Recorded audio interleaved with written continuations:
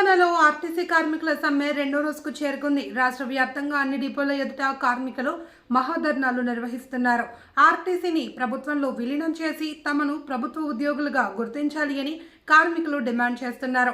సమ్మె ప్రభావంతో ప్రయాణికులు తీవ్ర ఇబ్బందులు ఎదుర్కొంటున్నారు. చాలా మంది రైళ్ల ద్వారా తమ ప్రయాణాలు కొనసాగిస్తున్నారు.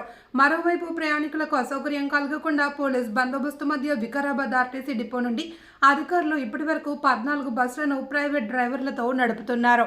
ఇక వికారాబాద్ డిపో ఎదుట సమ్మె కోసం ఏర్పాటు చేసిన టెంట్ని యజమాని తీసుకెళ్లడంతో ఆర్టీసీ కార్మికులు ఎండలోనే ధర్నా చేయాల్సిన పరిస్థితి ఏర్పడింది. తీవ్ర ఎండ ప్రభావంతో ఎక్కడ కూర్చుని నిరసన కొనసాగించాలో తెలియక కార్మికులు అయోమయంలో కనిపిస్తున్నారు. ఆర్టీసీ కార్మికులకు మద్దతుగా బీఆర్ఎస్ నాయకులు ధర్నాలో పాల్గొన్నారు. మాజీ ఎమ్మెల్యే మెతుకు ఆనంద్ ప్రభుత్వ తీరుపై మండిపడ్డారు. శాంతియుతంగా ధర్నా చేస్తున్న కార్మికులపై పోలీసులతో దౌర్జన్యం చేయించడం సరైంది కాదు అని ఆయన ఆగ్రహం వ్యక్తం చేశారు.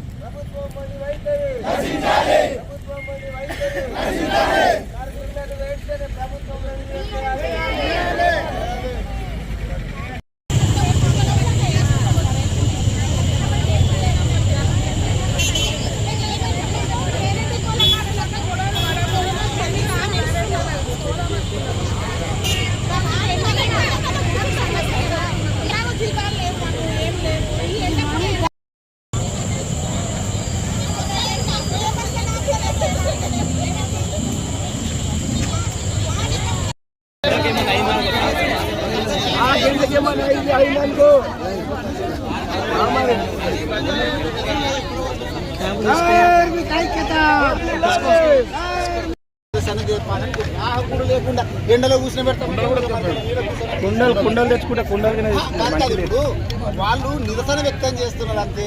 ఎవరిని ఏమి ప్రభుత్వ ఆస్తులను డ్యామేజ్ చేస్తున్నారు, ఏం చేస్తున్నారు?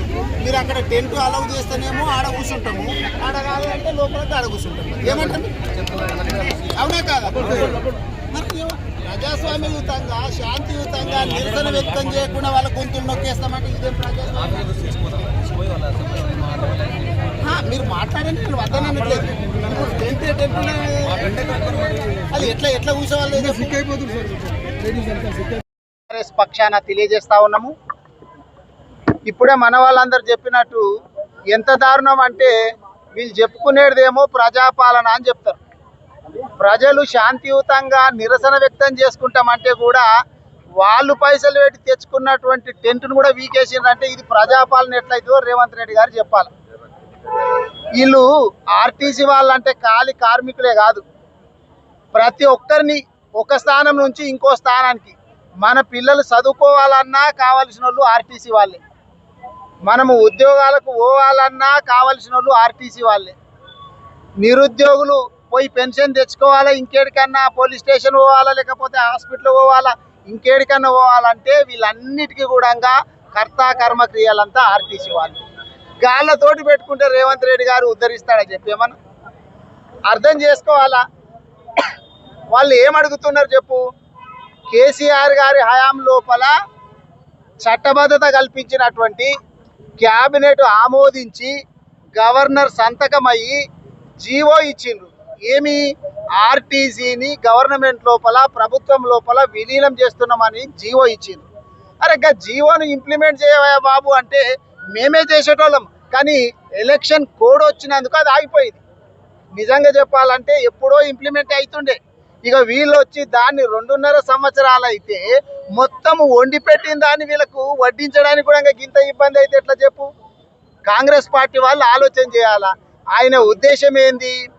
ఎటొచ్చి ఆర్టీసీని ప్రైవేటైజేషన్ చేయాలా, ప్రైవేటు వ్యక్తుల చేతులలో పెట్టాలా. ఇప్పుడు ఎందుకంటే ఈవీ బస్సులు అని చెప్పి తెస్తున్నాడు, ఎలక్ట్రిక్ బస్సులు తెస్తున్నాడు. ఎలక్ట్రిక్ బస్సులు తీసుకొచ్చి ఏం చేస్తున్నాడు? ఇక్కడ ఉద్యోగులను అందరిని తీసి ఎక్కడో దూరం ఆదిలాబాదు అక్కడ అటువంటి వాళ్ళకు పంపించి ప్రైవేటు వ్యక్తులకు ఆ ఈవీ బస్సులు కొనేటట్లు చేసి ఆ బస్సులను తెచ్చి బస్ స్టేషన్లలో పెడతాడంట. అంటే ఇక ఈ బస్సు డిపోలో పనిచేసేటటువంటి కార్మికులందరూ కూడా వేరే జిల్లాలకు వెళ్ళిపోవాలా, ఇక్కడ ప్రైవేటు వాళ్ళు ఇక్కడ కబ్జా చేయాలనేటటువంటి ఉద్దేశం.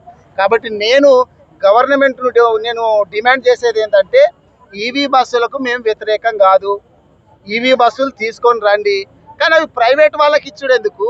అదే మా ఆర్టీసీకి ఇచ్చేస్తే ఈ ఆర్టీసీని గవర్నమెంట్లో విలీనం చేసి ఇక్కడనే బస్సులు పెట్టి ఈవీ బస్సులు పెట్టి ఇక్కడ కార్మికులకు అందరికీ మన ఎంప్లాయీస్కి అందరికీ అది వాళ్ళ చేతిలో పెడితే వాళ్ళే చేస్తారు కదా. నువ్వే అంటున్నావు కదా మేము చాలా మందికి ఇప్పుడు మహిళలను 1 కోటి మందిని కోటీశ్వరులు చేస్తామని చెప్పి నువ్వే చెప్తున్నావు. మరి ఆర్టీసీలలో కూడా మా మహిళా సోదరిమణులు ఉన్నారు, వాళ్ళ చేతిలో పెట్టండి, వాళ్ళ చేతిలో పెట్టండి. ఆడవాళ్ళకు మంచి చేయుతనియండి, ఆడవాళ్ళ పేరు మీదనే మహిళల పేరు మీదనే మీరు బస్సులు అప్పగించండి. వాళ్ళు కూడా చక్కదిద్దేటటువంటి బాధ్యత వాళ్ళే తీసుకుంటారు. అంతేగాని మళ్ళీ ఎవరికో ప్రైవేట్ వానికి అప్పగించేసి వాళ్ళ చేతిలో పెడతాము, వీళ్ళ నోర్లు కొడతాము, ఇక్కడ నుంచి తీసేసి వేరే దగ్గరికి పంపిస్తామంటే ఎట్లా ఊరుకుంటారో చెప్పు?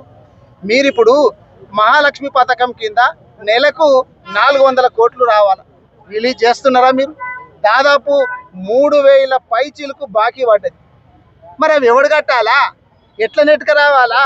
ఇప్పుడు ఆడ మెట్రో ఉన్నది, మెట్రో నేను ఉద్ధరిస్తా అని చెప్పి గవర్నమెంట్ టేక్ ఓవర్ చేస్తుంది అని చెప్పి, మరి మెట్రోకి ఒక న్యాయము ఆర్టీసీకి ఒక న్యాయమా? మెట్రోని తీసుకున్నట్టే నువ్వు ఆర్టీసీని కూడా తీసుకో, దీన్ని కూడా ఉద్ధరించు, దీని బాకీలు ఎన్ని ఉన్నాయో కట్టు, ఇంకేమేం చేస్తావు అవి చేయాలి తప్ప నేను ప్రైవేట్ వానికి ఇస్తా మిమ్మల్ని పట్టించుకోను. జీవో అయినాక, జీవో అంటే గవర్నమెంట్ ఆర్డర్ అయ్యింది, ప్రభుత్వం లోపల విలీనమైనట్టు జీవో అయితే ఖాళీ నువ్వు ఇంప్లిమెంట్ చేసుడే ఉంది, నువ్వు గది కూడా చేయడానికి చేత కాకపోతే ఎట్లా? కాబట్టి నేను గవర్నమెంట్ ఇప్పటికైనా కోరేది ఏంటంటే వాళ్ళు ఒక్క డిమాండ్ కూడా కొత్త డిమాండ్ కోరతలేరు. మీరు ఎలక్షన్ లోపల ఏవైతే హామీ ఇచ్చిండ్రో వాటినే కోరుతున్నారు. మీరు గవి తీర్చమని అంటే 4 మందితోటి ఒక కమిటీ వేస్తారంట. కమిటీలు మస్తు కమిటీలు వేసినాం, చూడలేమా మేము? కాలయాపనకి ఏమిటికి కమిటీలు? మళ్ళీ ఆ కమిటీలు ఏం చేస్తాయంట తెలుసా? ఆ కమిటీ 4గురితోటి ఉన్నటువంటి కమిటీ 4 వారాలు కావాలన్నట్టు. వాళ్ళకి 4 వారాలలో ఏం చేస్తారంటే ఒక నివేదిక సమర్పిస్తారట. పరిష్కారం చేసుడు కాదు, ఒక నివేదిక సమర్పిస్తే దాని మీద మళ్ళీ ఇంకొక 4 వారాలు మళ్ళీ 10 వారాలు వీళ్ళు అధ్యయనం చేస్తారు. ఇదంతా కూడా కాలయాపనకు చేయడానికి తప్ప ఈ కమిటీలన్నీ కూడా దేనికి పనికొచ్చేటి కావు. మీరు బేషరతుగా ఇక్కడ ఉన్నటువంటి రాష్ట్రంలో ఉన్నటువంటి యూనియన్లను పెట్టించుకునుడే కాకుండా పునరుద్ధరించుడే కాకుండా వాళ్ళని చర్చలకు పిలవండి. మీరు చర్చలకు పిలిచి ఒక్క పట్టుమని 10 హామీలన్నా నెరవేరుస్తామని చెప్పిండ్రా? అది చెప్పట్లేదు. కానీ మేము ఇంకా టైం తీసుకుంటాం. పొన్నం ప్రభాకర్ గారే చాలా క్లియర్గా చెప్తున్నారు. ఏం చెప్తున్నారంటే హామీల అమలుకు ఇంకా సమయం పట్టవచ్చు అంట. ఎన్ని రోజులు పడుతుంది ఆయన హామీల అమలుకు? 2.5 సంవత్సరాలు సరిపోదా? ఇంతకంటే ఎక్కువ కావాలనా? కాబట్టి నేను గవర్నమెంట్ను కోరేది ఏంటంటే బేషరతుగా వీళ్ళ డిమాండ్లన్నీ కూడా మీరు పరిష్కరించేటటువంటి బాధ్యత మీరు తీసుకోవాలా. ఇప్పుడు ఇందాక మన వాళ్ళు చెప్పినట్టు రేవంత్ రెడ్డి గారు చూస్తే నాకు ఇంకోటి కూడా గుర్తొస్తున్నది. అదేదో సినిమాలో మా పిల్లలు చూపించింది, నాకు ఏదో కామెడీ చూపిస్తే ఏంటంటే బ్రహ్మానందం ఉంటాడు, ఏం దొంగతనం చేసినా అర్జెంటుగా దొరికేటటువంటి కెపాసిటీ ఎవరికి ఉంటుంది అంటే బ్రహ్మానందం కుట్టాడు. ఇగో ఈడ కూడా రేవంత్ రెడ్డి గారిది ఏంటంటే ఏం తప్పు చేసినా కానీ వెంటనే దొరకడు రేవంత్ రెడ్డి గారిని అయితే తప్పు చేస్తే. ఇప్పుడు ఇందాక మనోళ్ళు చెప్పినట్టు నువ్వు కాళేశ్వరం గంత పెద్ద ప్రాజెక్టును అది కూలేశ్వరం అని చెప్తే ఇప్పుడు హైకోర్టు నీకు మెట్టికాయలు వేసే. కాబట్టి మీరు బుద్ధి తెచ్చుకోవాలా. కేసీఆర్ గారేమో కాళేశ్వరం కట్టుకుంటా ప్రాజెక్టులు కట్టుకుంటా ఆయన కాళేశ్వరుడు విధంగా కేసీఆర్ అయితే నువ్వు దాన్ని కూలేశ్వరపు అని అన్నోడివి నువ్వే చెప్పాలంటే, నిజంగా చెప్పాలంటే నువ్వు కూలేశ్వరుడు. కేసీఆర్ గారేమో కాళేశ్వరుడు, నువ్వు కూలేశ్వరుడు. ఎందుకంటే పేదల ఇండ్లు కూలగొడుతున్నది నువ్వు, ఆర్టీసీ వాళ్ళను కూలదోస్తున్నది నువ్వు, నిరుద్యోగులను కూలదోస్తున్నది నువ్వు, ఉద్యోగస్తులను కూలదోస్తున్నది నువ్వు. అరే పేదలను బతకనీయకుండా నిలువ నీడ లేకుండా చేస్తున్నది. కాబట్టి నిజంగా చెప్పాలంటే రేవంత్ రెడ్డి గారు కూలేశ్వరుడు, కేసీఆర్ గారు కాళేశ్వరుడు. మీరు ఆలోచన చేయండి. మీరు ఇప్పుడు దీంట్లో ఏదో ఉన్నదని చెప్పి కొండందవి ఎలకను పట్టినట్టు అది చేయాలా ఇది చేయాలంటే ఏమొచ్చింది దీంతో చెప్పు. మీరు ఎన్నిసార్లు చేసినా కానీ ఇజ్జత్ తీసుకునే లోపల రేవంత్ రెడ్డి గారు ముందు ఉంటారు. ఎందుకంటే మొన్న పోయి కేసీఆర్ గారు కూడా సభ పెడుతుంటే అదే జిల్లాల అదే రోజు అదే టైంకు నేను మీటింగ్ పెడతా అంటే ఏమైంది? బట్ట బయలా ఇజ్జత్ బాయ్. 36 లక్షల మంది కేసీఆర్ గారిని చూస్తే నీది 4 లక్షల మంది కూడా నిన్ను ఎవరు చూడకపోయింది. ఇజ్జత్ తీసుకుంటా. అదే బ్రహ్మానందం దొంగతనం చేసి తొందరగా దొరికిపోవడు ఆయన లక్షణం ఎట్లయితే తప్పు చేసి ఇజ్జత్ తీసుకున్నాడు రేవంత్ రెడ్డి గారి లక్షణం. కాబట్టి అంగన్వాడీలు రోడ్డు మీదకి వచ్చిండ్రు, ఆశా వర్కర్లు రోడ్డు మీదకి వచ్చిండ్రు, నిరుద్యోగులు రోడ్డు మీదకి వచ్చిండ్రు, ఆర్టీసీ వాళ్ళు రోడ్డు మీదకి వచ్చిండ్రు, కరెంటు అరే ప్రతి ఒక్క డిపార్ట్మెంట్ రోడ్డు మీద ఉంటే నువ్వేమో జల్సాలు చేసుకుంటా నువ్వు నా దగ్గర మాస్తు పైసలు నేను మూసిని ఉద్ధరిస్తా అంటున్నావు. ఈ ఆర్టీసీ వాళ్ళని ఉద్ధరి ముందు, ఈ ఆర్టీసీ వాళ్ళని ఉద్ధరించిన తర్వాత నువ్వు మూసి కాడిపోవు. కానీ నేను మూసి చేయమని ఎవడన్నా అడిగిండా? నేను ఎవడన్నా అడిగిండా మూసిని చేయమని చెప్పి? హైడ్రాన్ తీసుకురామని చెప్పి నేను ఎవడని చెప్పిండా? అరే శేష పని చేయ బాబు అంటే నాకు నేను ఇంకో పని చెప్తా అంటావు. భూమి మీద కట్టే బిల్డింగ్లు అంటే నేను ఆకాశంలో కడతా అంటావు. నువ్వు ముందు భూమి మీద కట్టు నేర్చుకో. కాబట్టి నేను గవర్నమెంట్ను ముఖ్యంగా రేవంత్ రెడ్డి గారిని, పొన్నం ప్రభాకర్ గారిని కోరేది ఏంటంటే ఆర్టీసీ వాళ్ళు చేస్తున్న